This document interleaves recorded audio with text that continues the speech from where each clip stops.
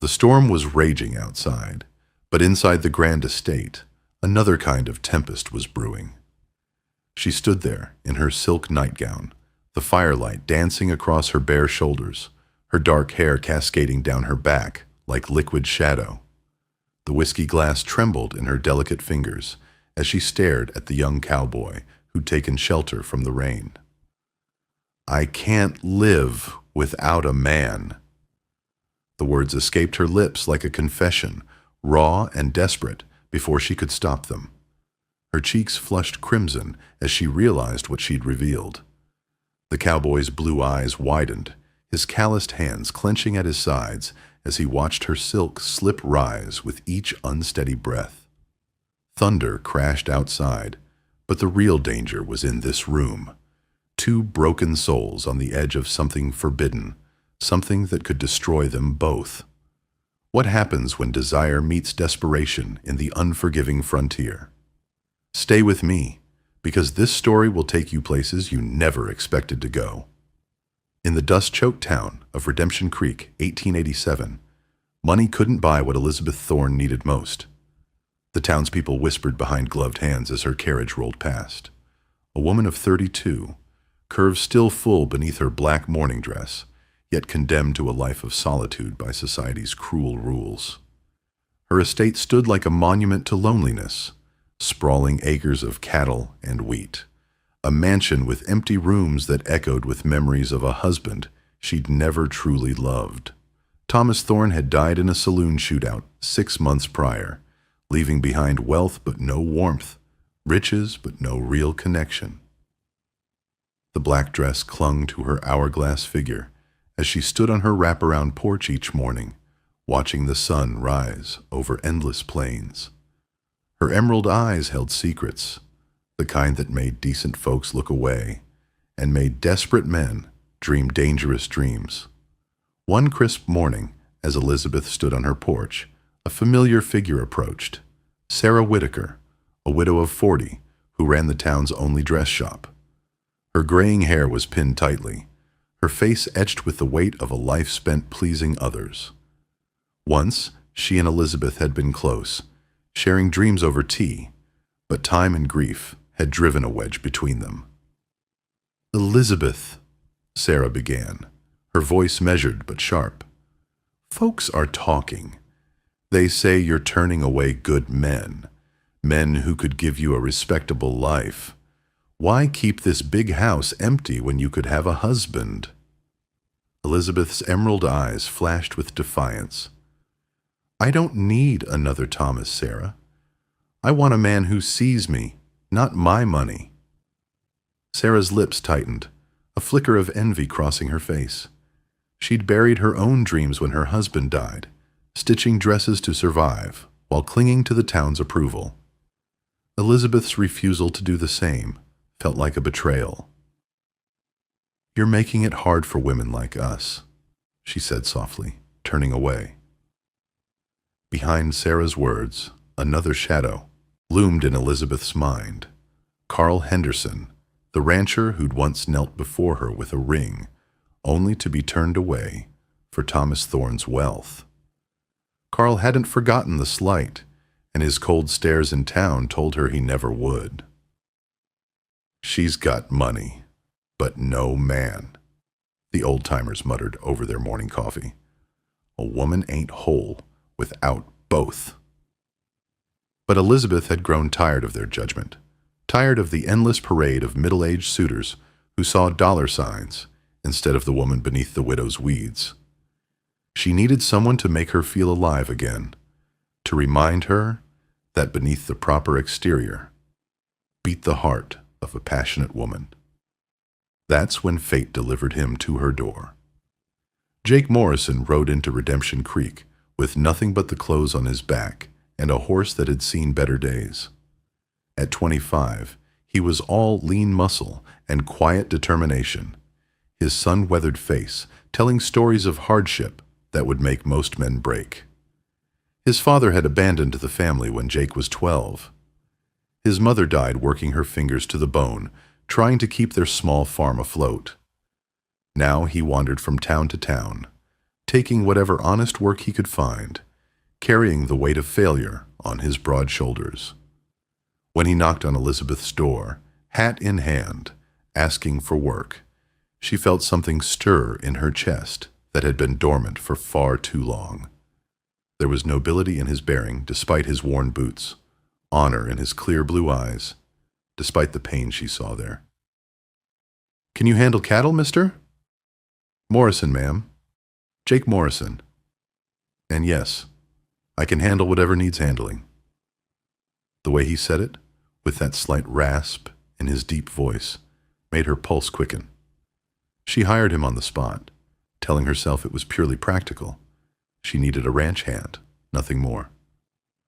But when she watched him work that first day, shirt clinging to his muscled torso with sweat, she knew she was lying to herself. The way he gentled the wild horses with patient hands, the respectful nod he gave her each morning, everything about him called to the woman she'd buried beneath layers of grief and propriety.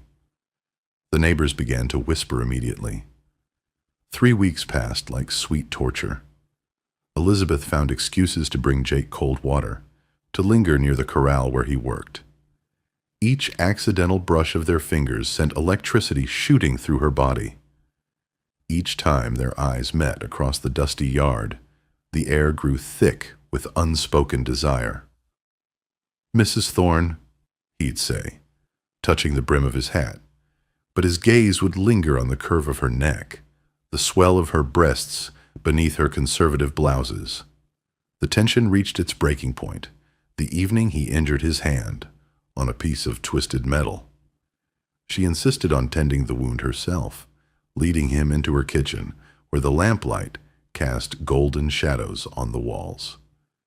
"This might sting," she whispered, dabbing whiskey on the cut. But Jake wasn't thinking about the pain in his hand. He was watching the way her tongue darted across her lower lip in concentration, the way her silk blouse gaped slightly as she leaned over him, revealing the creamy skin of her décolletage. "Mrs. Thorne." His voice was strained. "Elizabeth," she corrected softly, not moving away, even though the wound was clean. "My name is Elizabeth." Their faces were inches apart now. He could smell her lavender perfume, see the flecks of gold in her green eyes. Her breathing had quickened, and he could see her pulse beating rapidly in the hollow of her throat. "Elizabeth," he repeated, her name a prayer on his lips. She jerked back suddenly, as if burned. You should go. Get some rest." The next morning, as Elizabeth brought water to the corral, one of her older ranch hands, Amos, pulled her aside. His weathered face was grim. "Ma'am, you ought to know. Sarah Whitaker's been talking in town. Says she saw you and Jake sitting close by the fire last night, and it weren't proper. Folks are stirring up a storm." Elizabeth's heart sank. Sarah, her old friend, had always been quick to judge, but this cut deeper. She remembered Sarah's pinched expression when she'd last visited, the way her eyes lingered on the grand house with barely concealed envy. Elizabeth had thought Sarah's words came from concern, but now she saw them for what they were, resentment dressed up as virtue. "Let them talk," Elizabeth said, her voice steady but her hands trembling. "I've done nothing to be ashamed of." Amos shook his head. "It ain't just talk, ma'am. Carl Henderson's been fanning the flames, saying you're making a fool of yourself with a boy half your age. He's got half the town thinking you're planning to sell the ranch to Jake or some nonsense." Elizabeth's jaw tightened. Carl's bitterness wasn't new. She'd seen it in his eyes years ago when she chose Thomas over him. But now, with Jake at her side, that bitterness had turned into something dangerous. But the damage was done. They both knew something had shifted. Some line had been crossed that could never be uncrossed. The town gossips were already sharpening their tongues. "She's too old for him," they cackled. "Mark my words, he's just after her money. What else would a fine young man want with a dried-up widow? The night of the great storm, everything changed. Rain lashed against the windows like bullets, and lightning split the sky in jagged scars. Elizabeth paced her parlor in her silk nightgown and robe, unable to sleep, when she heard his boots on the porch. "Jake." She opened the door to find him soaked through, his shirt plastered to his chest. "You can't ride back to town in this weather. You'll catch your death." "I don't want to impose, ma'am." "Nonsense. There's a guest room upstairs, but—" She hesitated, her heart hammering. "Perhaps you'd prefer to dry off by the fire first. I have whiskey." They sat before the crackling fireplace, the storm raging outside, while a different kind of tempest brewed between them. The whiskey loosened Elizabeth's tongue and lowered her defenses. "Do you know what it's like?" she began, her voice thick with emotion and alcohol. "To be told your whole life that you're nothing without a man? That a woman is incomplete unless she's claimed by someone?" Jake set down his glass, watching her intently. "My husband, Thomas, never loved me. I was a business transaction to him, a pretty ornament for his arm, a vessel to bear his children, children that never came." Her voice broke. "And when he died, I thought I was finally free. But the loneliness, God, the loneliness is worse than being unloved." The words tumbled out before she could stop them. "I can't live without a man." The admission hung in the air between them like a loaded gun. Elizabeth's eyes widened in horror at what she'd revealed, but Jake was already moving, crossing the space between them in 2 strides. "Elizabeth." His calloused hands cupped her face gently. "You don't need a man to complete you. You're already whole, perfect, beautiful." Tears streamed down her cheeks as he pulled her against his chest, and for the first time in months she felt truly safe. The confrontation came 3 days later. A group of local ranchers, led by Carl Henderson, rode onto Elizabeth's property with grim determination. Carl's weathered face was tight with more than just anger. There was a flicker of old pain in his eyes, the kind that lingered from a rejection years ago, when Elizabeth had chosen Thomas Thorne's wealth over his heart.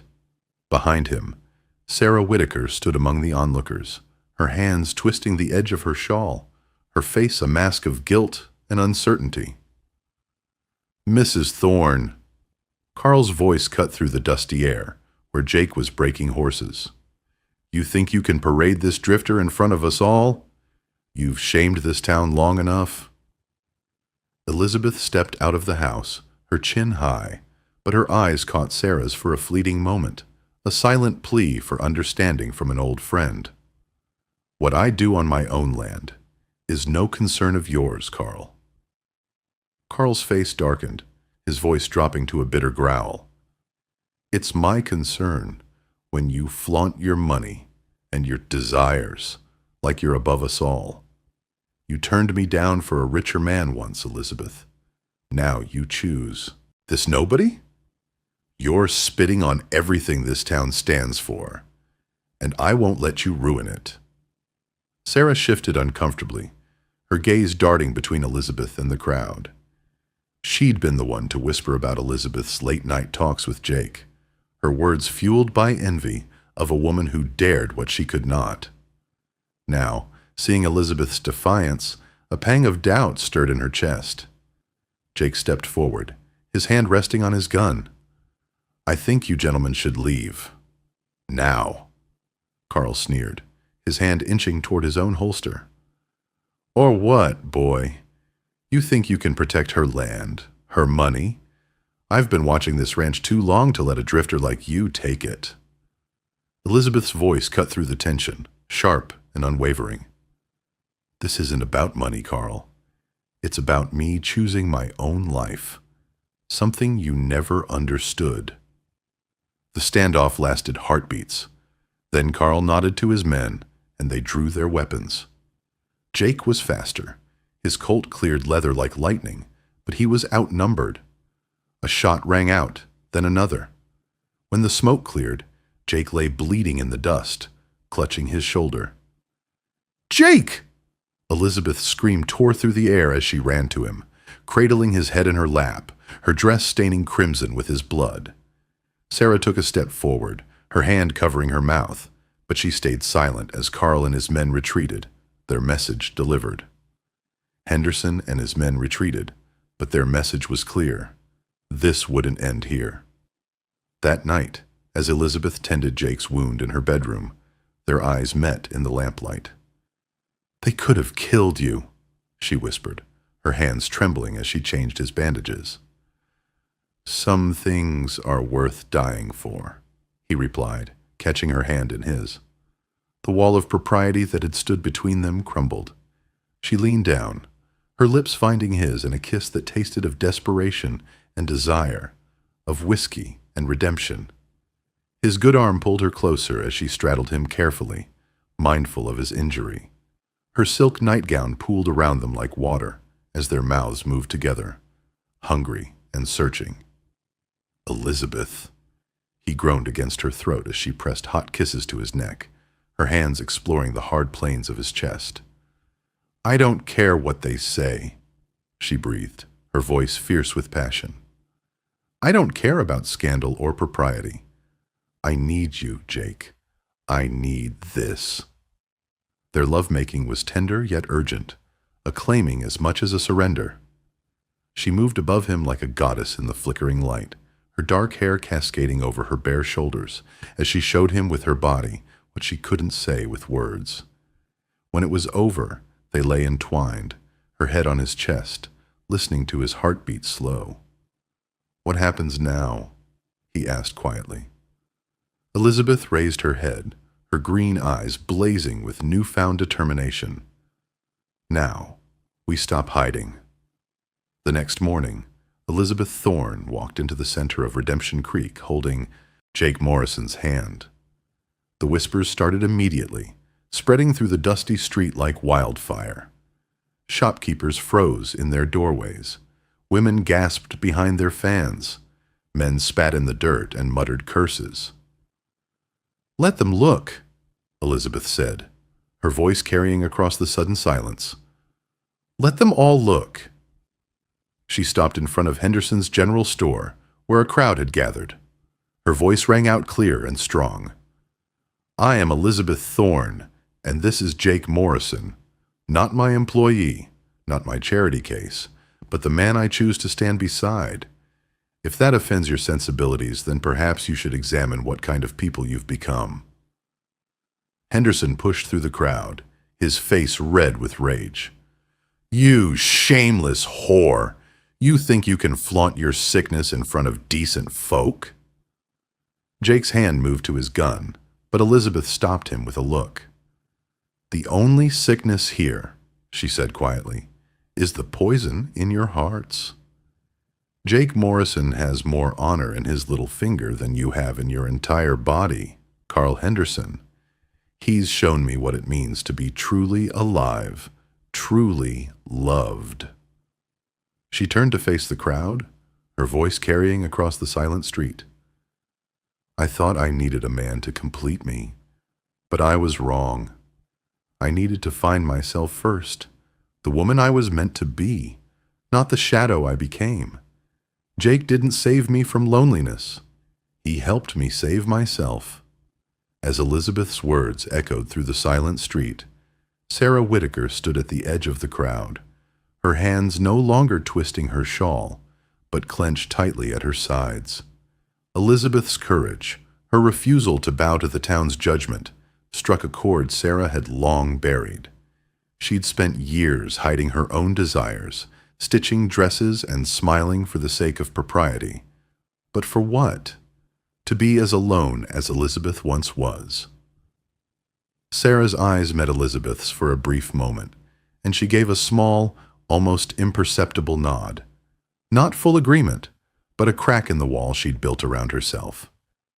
It wasn't redemption, not yet, but it was a start. The crowd began to murmur, some faces softening, others hardening with stubborn prejudice. Elizabeth looked up at Jake, love shining in her eyes. So yes, I cannot live without this man. Not because I'm weak, but because he makes me strong. Not because I need to be completed, but because together, we're both more than we ever were alone. Jake squeezed her hand, his voice rough with emotion. And I can't live without this woman, the bravest, most beautiful soul I've ever known. As they walked back toward their home, their future uncertain but their love unshakable, the setting sun painted the sky the color of redemption itself. If this story stirred something in your heart, if you believe in love that breaks all the rules, then let me know in the comments below. Where are you listening from? Hit that like button if you want more tales of forbidden passion and frontier redemption. Subscribe for stories that will make you believe in the power of choosing love over fear, always.